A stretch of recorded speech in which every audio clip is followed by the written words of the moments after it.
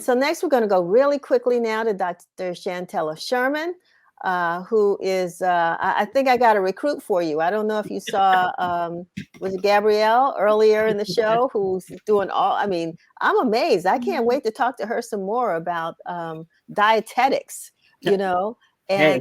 and the Black community. I mean, that sounds like a PhD to me, Shantella. I'm all for it. Yes, absolutely. Absolutely. Hey, Sam, I got you over here too. All right. Waiting to get my autograph from you. So, Dr. Sherman, this has been a very, very, very just unbelievable year, but yet you've been able to stay in the mix and keep us going with some of these special issues.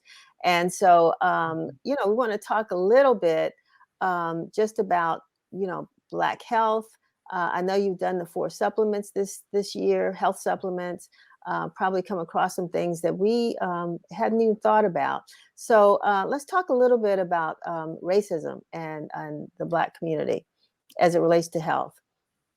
I think one of the things that has been sharply overlooked probably in the last 100 years when related to Black folks and our health in this country specifically is that oftentimes we are intimidated by the doctor's office. And so while I was well and aware of things like what they call white coat hypertension, meaning you're fine until you get to a doctor's office and they take your blood pressure and it's sky high, but it's high only because of the nervousness and the anxiety that are attached to being in a doctor's office in the first place. But beyond that, we started realizing that a lot of folks feel intimidated by the process of going to the doctor. And that's what's keeping them from going, is keeping them from following through with the recommendations that doctors are making. Is keeping them from following through with the regimens or the medications that the doctors are prescribing. And so we really just wanted to look at with some of the supplements, how to get around that.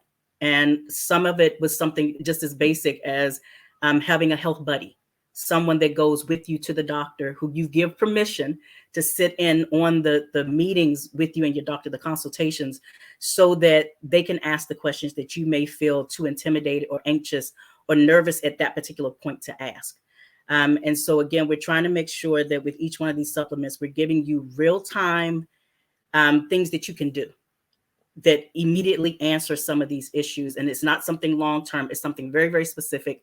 It's something very quick. And it's something that you can do.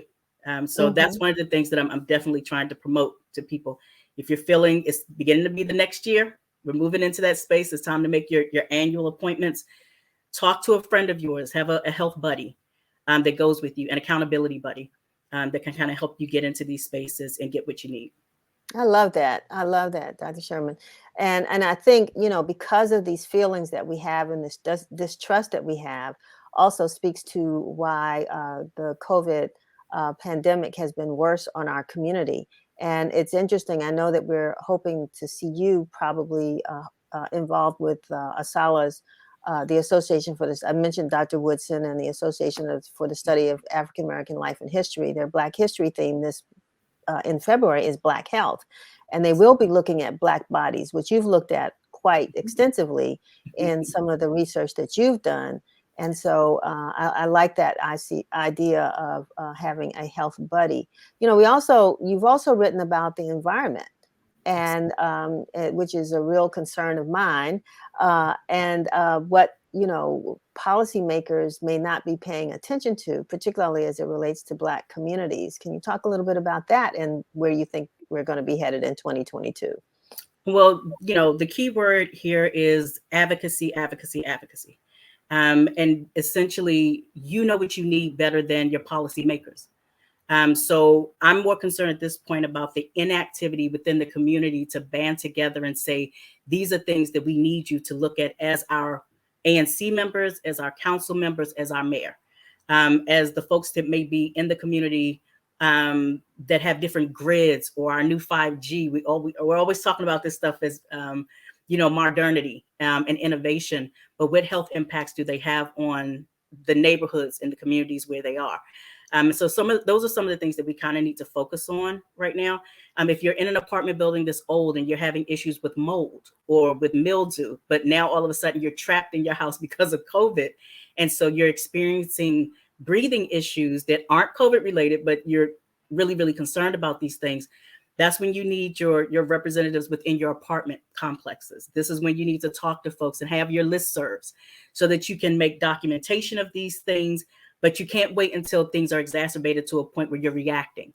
You need to be on these things constantly. You need to check and find out how old your building is, if they're having issues, again, with mold or with mildew. How do you deal with a sick building?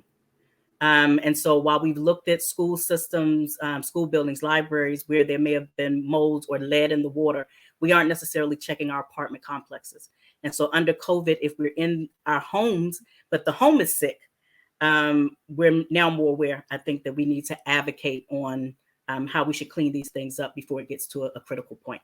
Well, one thing that we haven't talked about is this new law that's coming up in the district now. I mean, we are already paying 5 cents for plastic bags, but now if you're ordering food, the law is that restaurants can no longer just automatically provide you with plastic utensils. So when you get home from your carry out and you don't have a fork in there, it's because you weren't paying attention. So just thought I'd bring that up. Well, I mean, I think what we need to have our scientists, we need to actually work with the scientific community. So when they start telling you, we've created different types of straws and we've now created different types of silverware that's not really silverware and it's not plastic. We need to figure out what the in-between space is that's actually health conscious, but also environmentally safe. All right. So Right. there's an in-between somewhere in there. You don't want you eating with your fingers, I don't want folks going back, fussing out, fussing out whomever, because we didn't get our plastic straw or our plastic fork or spoon or knife. And yeah, I mean, in some traditions, fingers make the best utensils. But True. anyway, moving Right. on. I want just briefly, we don't have a lot of time to talk about politics, but this is going to be a very, very interesting year with all the elections, midterm elections coming up, and also, just the lack of passage of the voting rights bill, the John Lewis voting rights bill. People are really upset with the Biden administration about not pushing that forward. But what do you say about the politics in 2022? Again, take your anger to the polls. All right. It's not enough to say you voted and the person is in the seat. You have to hold them accountable. All right. So, and you have to know what laws are on the books, and you have to talk amongst yourselves and in your groups to understand what you need to advocate for in the first place. So if your representatives are missing their marks, I would, try and convince a lot of people, if you got the heart for it, enter the ring. I think that DC has a lot of homegrown politicians. I've even tried to get you to run a couple of times for something or another, Denise. And so I do what I I do. know. I know. No, I think you're great right where you are. But I always say, there are a lot of leaders that are right here in front of you, and I don't want to do it. All right, but it's just, but they're there, and so put your hat in the ring. And if you don't want to necessarily run for anything, find out who's running. Groom the politicians, groom the people that you want to ensure that your policies actually hit where they're supposed to. The rubber and the road have to come together at some point. I forgot to ask Sam, and I'm putting you on the spot. Do you have a New Year's resolution? Just keep up with the workout. All right. So I started back in August, and I'm still being a trooper at this point. So, just healthier, happier 2022. Well, as like you, I got a little trainer, not little trainer. I'm trying to become the little trainee, but yeah, I mean, his thing was, the last month in the gyms, they were fairly empty. I guess starting tomorrow, you're going to have to make a reservation to get in there, because everybody's New Year's resolution is going to work off those pounds. Assuming they can get in there safely. So at any rate, I want to thank you for joining us for this edition of Win TV. Thank you so much. I know we got some great issues coming up in 2022. We'll keep folks on the lookout of what you're going to be doing, and not only for the Informer, but also for Acumen as well. I know you're working on another book. Want to give us a sneak preview on what it's about?